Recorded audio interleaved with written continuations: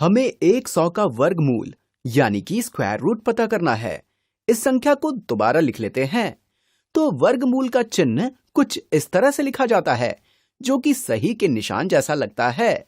हमें 100 का वर्गमूल पता करना है।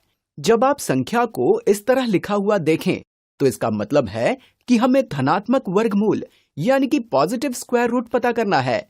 अगर आप ऋणात्मक संख्याओं यानी कि नेगेटिव नंबर्स से परिचित हैं, तो आपको मालूम होगा कि ऋणात्मक वर्गमूल यानी कि नेगेटिव स्क्वायर रूट भी पता किया जाता है। लेकिन जब आप इस चिन्ह को देखते हैं, तो इसका मतलब यही है कि हमें धनात्मक वर्गमूल पता करना है। तो आइए सोचें कि इस संख्या से हमें क्या पता लग रहा है। हमें ऐसी धनात्मक संख्या यानी कि पॉजिटिव नंबर का पता लगाना है जिसे उसी संख्या से गुणा करने पर 100 आए। तो ऐसी कौन सी संख्या है जिसे उसी संख्या से गुणा यानी कि मल्टीप्लाई करने पर 100 आता है? अगर हम 9 को 9 से गुणा करें तो 81 आता है। अगर हम 10 को 10 से गुणा करें तो 100 आता है। इसे हम इस तरह से लिख लेते हैं।